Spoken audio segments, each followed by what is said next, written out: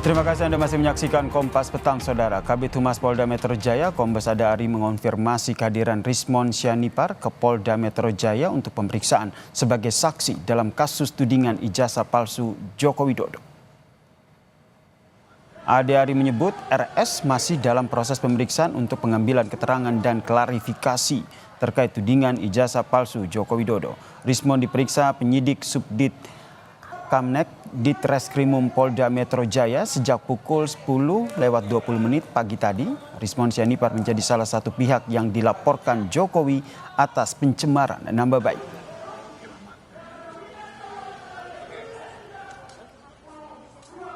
Jam 10:20 telah datang ke Subdit Kamnek di Treskrimum Polda Metro Jaya, Saudara RS, yang selanjutnya saat ini masih berlangsung proses pengambilan keterangan dalam rangka klarifikasi di tahap penyelidikan kasus tersebut. Ya, hari ini hanya satu. Kuasa hukum Rismon Sianipar Ahmad Kozinuddin menyatakan Rismon telah menjalani pemeriksaan penyidik Polda Metro Jaya sejak Senin pagi untuk memberikan klarifikasi atas tudingan ijazah palsu Jokowi. Dari total 70 pertanyaan, Rismon sudah menjawab sekitar 30 pertanyaan. Hari ini hanya Rismon Sianipar yang diperiksa sebagai saksi dalam tudingan ijazah palsu Jokowi. Hadir bukan sebagai terlapor, tapi sebagai saksi untuk klarifikasi apa aja, penegasannya aja. Iya, hari ini dipanggil untuk dimintai keterangannya memang sebagai saksi, tapi undangannya namanya undangan klarifikasi. Dan memang untuk siapa yang terlapor, dari sejak pemeriksaan Pak Roy Suryo klien kami sebelumnya termasuk Dr. Tifa itu tidak pernah diterangkan siapa yang terlapor, hanya secara formil ya penyidik menyatakan terlapor masih dalam penyelidikan.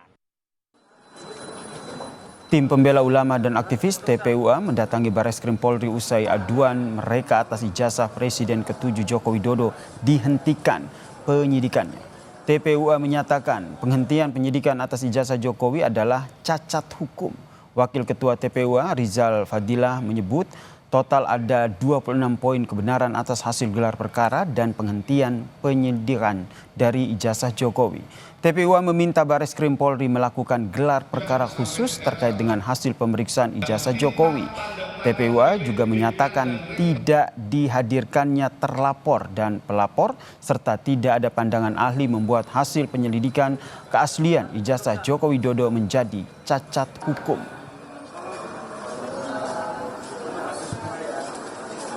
Penghentian penyidikan dan gelar perkara yang lalu yang dilakukan oleh Bareskrim itu cacat hukum, gitu ya. Kenapa? Karena tidak menghadirkan pelapor dan terlapor. Skripsinya Joko Widodo dengan hanya meraba cekung. Saya kira itu simpel sekali. Itu tidak masuk kategori scientific crime investigation. Informasi terkini terkait dengan pemeriksaan Rismon Sianipar di Polda Metro Jaya. Kita tanyakan langsung kepada jurnalis Kompas TV Suara Azani dan juru kamera Zamzari. Selamat petang, Suara. Apakah Rismon Sianipar hingga hari ini masih menjalani pemeriksaan dan apa saja yang ditanyakan penyidik dalam pemeriksaan ini?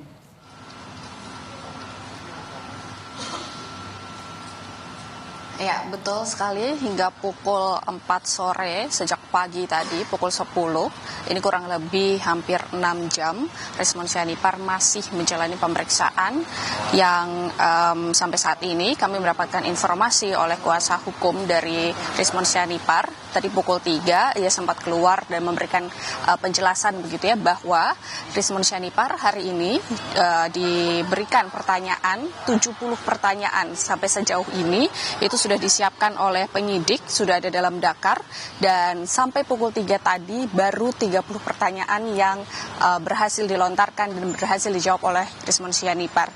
Dan memang sempat dikatakan oleh kuasa hukum Rismon Sianipar ini sempat ada pertanyaan-pertanyaan yang memang tidak dijawab karena merasa tidak relevan dengan adanya klarifikasi yang diperlukan oleh Polda Metro Jaya.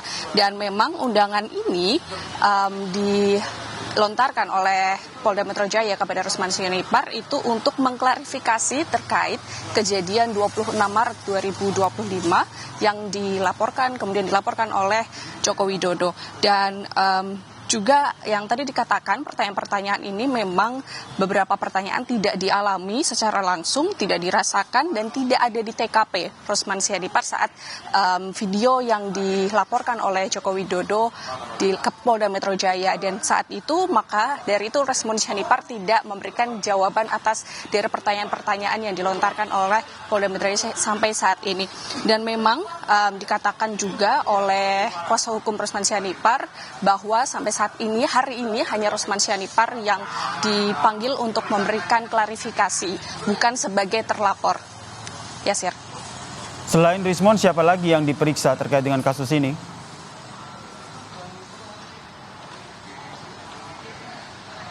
Ya, memang hari ini hanya Rusman Sianipar dan kami belum mendapatkan informasi apakah nantinya akan ada yang dipanggil untuk memberikan klarifikasi. Yang perlu digarisbawahi di sini adalah Rusman Sianipar dipanggil untuk memberikan klarifikasi, bukan sebagai terlapor. Karena yang dikatakan oleh kuasa hukum Rusman Sianipar memang bahkan mereka yang dipanggil untuk memberikan klarifikasi belum diinformasikan dari Polda Metro Jaya siapa terlapor yang dimaksud oleh Polda Metro Jaya. Karena sampai saat ini Polda Metro Jaya hanya mengatakan penyelidikan masih berlangsung dan terlapor ini masih dilakukan penyelidikan dan tidak disebutkan siapa-siapanya. Dan memang sebelumnya ini ada Roy Suryo, kemudian Dr. Tifa, dan Bung Rizal Fadila ini juga sudah dilakukan pemeriksaan sebelum Rusman Sianipar dan juga Kurnia Trioryani. Ini yang menjadi saksi untuk memberikan klarifikasi atas kejadian 26 Maret 2025 yang dilaporkan oleh Joko Widodo terkait pencemaran nama baik. Dan khusus untuk Egy Sujana, ini memang memberikan kuasa kepada tim advokasi yang sama oleh Roy Suryo dengan Rusman Sianipar, tetapi berhalangan untuk diperiksa juga karena kondisinya saat ini sedang sakit. Dan kemungkinan besar ini Egy Sujana akan diperiksa ketika nanti kondisinya sudah membaik. Dan memang hari ini dipanggil Rusman Sianipar sebagai saksi, bukan sebagai terlapor. Nantinya kami akan memberikan informasi lebih lanjut apakah nanti Polda Metro Jaya akan memanggil 4 terlapor yang dilaporkan oleh Joko Widodo dan apakah nama-nama ini masih sama dengan saksi yang sebelumnya sudah dilaporkan. Yasir. Terima kasih Suara Zan atas informasinya terkait dengan polisi periksa Rusman Sianipar terkait dengan kasus ijazah Jokowi.